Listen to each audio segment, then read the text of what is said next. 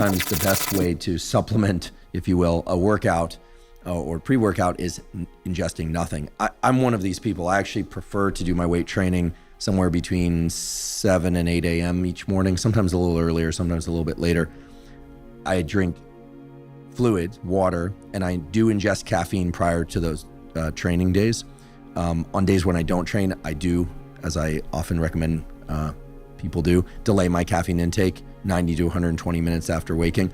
But in any event, it's water and caffeine, yerba mate or coffee or some sort of stimulant for weight training workouts, and generally not for cardiovascular training workouts, although sometimes yes. So I'm training fasted. That said, I'm ingesting carbohydrate the night before to make sure that I have glycogen stores that are topped off. And so it's fasted, but with that caveat. What are your thoughts on training fasted?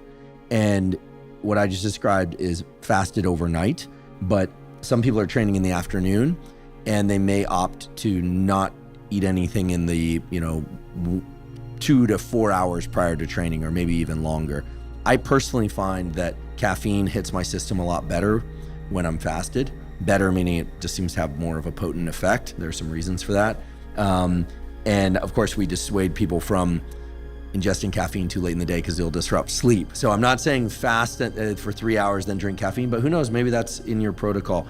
The simple version of this question is, what are your thoughts on training fasted?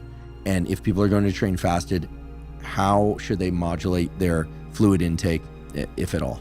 What happens with exercise? In the endurance and metabolism episode, we walk through in the fact that no matter what you're using for fuel, carbohydrates or fat, or even other potential sources, the end product of all of those is ATP, CO2, and water, right?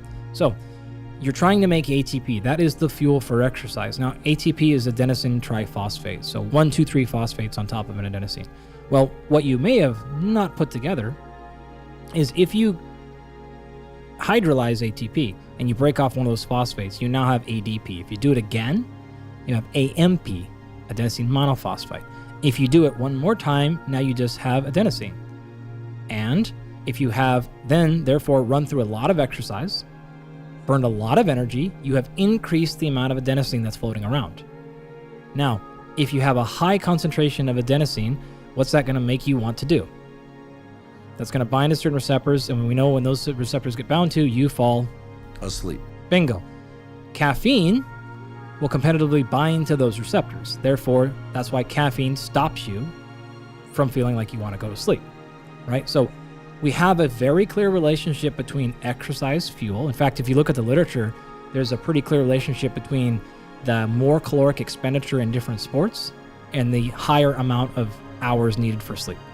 So there's a nice tie between how hard you're exercising, how much energy you're burning, how much you need to sleep, stimulants, which brings us all the way back to your question of fueling.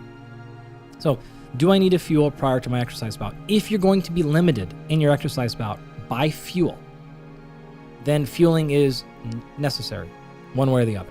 If it is a type of training that is not, then it's not going to matter.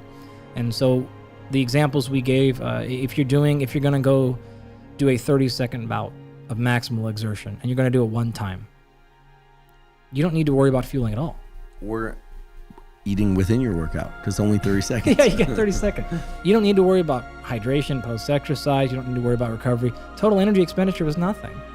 If you're going to go, you're going to go practice, you're going to go to the driving range and practice your golf swing, you don't need to worry about it. The total amount of energy expenditure is just not high. In fact, in that case, you might want to keep it somewhat low because you want to keep blood glucose fairly even, and you don't want to bring it into the system. You certainly wouldn't want to use stimulants, right? Because you may get over-exerted inside. In all of these things, we probably should have started off our conversation with this. In terms of macronutrients, the total amount throughout the day is more important generally than the timing of them, which is why you can do things like have a bunch of carbohydrate at night, not eat the next morning, and lift and be just fine. It doesn't matter that you didn't have them in a few hours before. Your muscle glycogen is topped off, your liver's glycogen is topped off. You're absolutely fine. You have plenty of fuel.